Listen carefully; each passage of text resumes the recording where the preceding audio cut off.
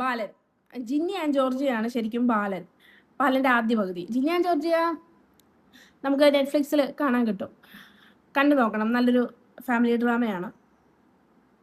പാസ്റ്റിൽ കുറ്റകൃത്യം ചെയ്ത അമ്മ തൻ്റെ മക്കളെയും കൊണ്ട് സർവൈവ് ചെയ്യാൻ പെടുന്ന പെടാപ്പാടുകൾ, അതിനുവേണ്ടി കണ്ടുപിടിക്കുന്ന പുതിയ പുതിയ ജീവിതങ്ങൾ, ഇതൊക്കെ തന്നെയാണ് രണ്ടിൻ്റെയും പ്രമേയം. പക്ഷെ എനിക്ക് ബാലന് തോന്നിയൊരു കാര്യം എന്താണെന്ന് അറിയാമോ? ഞാൻ ഫേസ്ബുക്കിലൊക്കെ ഒരുപാട് കണ്ടു ഈ ബാലനിൽ ഈ അമ്മുമ്മയെ കൊല്ലണ്ടായിരുന്നു ഈ കഥയിൽ, അത് അത്ര വിശ്വസനീയമല്ല എന്നൊക്കെ. പക്ഷെ എന്നെ സംബന്ധിച്ച് ഇത്രയും വലിയൊരു വീട്ടിൽ ഇത്രയും ഡിപ്രഷനിൽ മക്കളുടെ കെയർ ഒന്നും ഇല്ലാതെ ജീവിക്കുന്ന ഒരു അമ്മുമ്മ, അവർക്ക് ഒരു ഘട്ടത്തിൽ ഓക്കെ ഇനി അങ്ങ് മരിച്ചാൽ മതി എന്ന് തോന്നുന്നത് വലിയ കാര്യമൊന്നുമല്ല, അത് നോർമലാണെന്നാണ് എനിക്ക് തോന്നുന്നത്.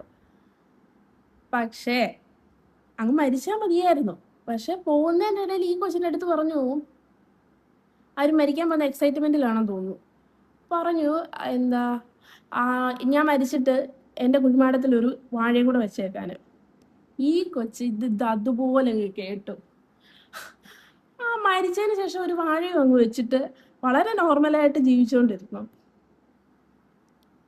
അതാണ് ഈ കഥ ഏറ്റവും കൂടുതൽ കോംപ്ലിക്കേറ്റഡ് ആക്കിയത്. അത് പോലീസിനോട് പറഞ്ഞിരുന്നെങ്കിൽ വലിയ പ്രശ്നമില്ലായിരുന്നു. പക്ഷെ എന്താ നടന്നേ?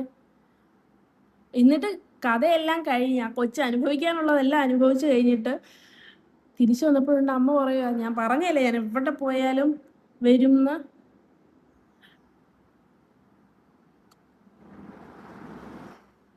അതിലെന്തോ എനിക്ക് കുഴപ്പം തോന്നി. സത്യത്തിൽ ബാലൻ സിനിമ കണ്ടിട്ട് ഞാൻ ഭയങ്കരമായിട്ട് എൻജോയ് ചെയ്ത സിനിമ. കാരണം ആദ്യം കണ്ട സമയത്ത് എനിക്കിതൊന്നും ഓർത്തില്ല, ഞാൻ ഇതിന് കരയൊക്കെ ചെയ്തായിരുന്നു. വീട്ടിൽ വന്നിട്ടാണ് ഇത് ആലോചിച്ചത്, ഇങ്ങനൊരു സംഭവം ഉണ്ടായിരുന്നല്ലോ എന്നുള്ളത്. നിങ്ങളിപ്പോൾ ഇപ്പം സിനിമ എല്ലാവരും കണ്ടു കാണും. എന്താ പറയുന്നത്, OTT റിലീസായില്ലേ.